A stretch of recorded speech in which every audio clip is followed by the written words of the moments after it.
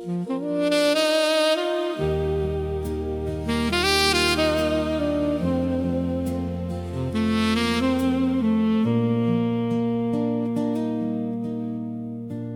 een voet op die trap hoor ek die stilte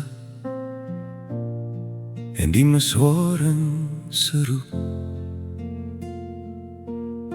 Vanoggend lê die skuite geanker in die baai en die welkom reuk van koffie en van watertandgebak roep my na binne. En die warm gesigte van nuutgevonde vriende lig die stramheid in my hart.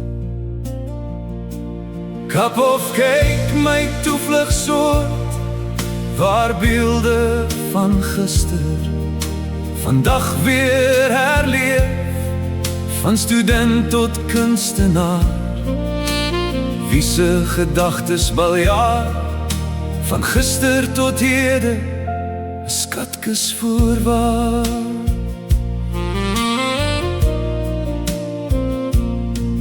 Diepste hawe in Suid-Afrika, waar tankers wag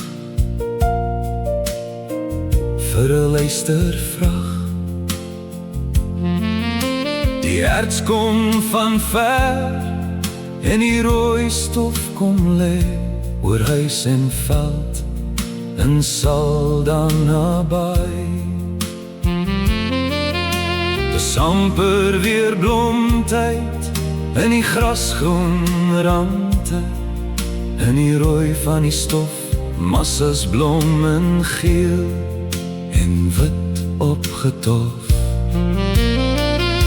Ek kyk na die muur waar die yslandskap hang, my gunsteling Davie en die French croissant.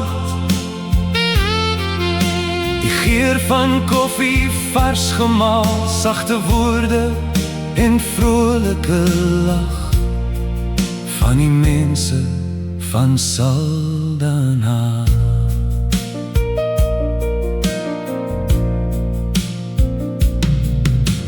Die reis het afgeskop teen die hange van Malgaskop, onder onfeilbare oog van Adam en Eva.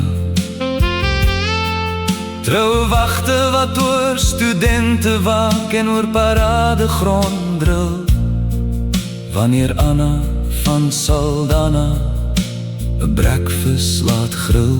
En verder af in Brandewynbaai, eensame huis en trots van die baai, nou net 'n bouval soos die wrak op die strand. Straat af, onder op die draai, die mosselfabriek en restaurante op die kaai. Eens was daar meer in Stein en Slipway en hoekies, waar student het party tot laat aand kon duur.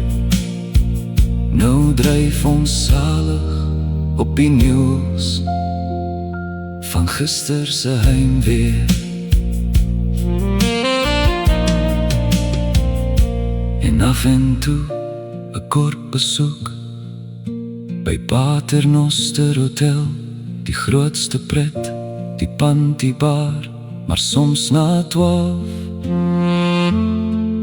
In die swart van die nag, 'n pad wat verdwyn in die stofpad se mag. Ons neem afskeid van vriende, maar onthou nog die dae, sonder hartseer, sonder vraag. Nou is koffie in Saldanha ons almal se taak.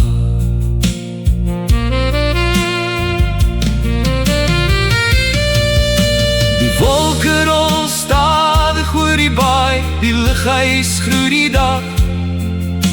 Ek hoor nog die stemme, hulle leef nog in my hart, oor my koppie se rand.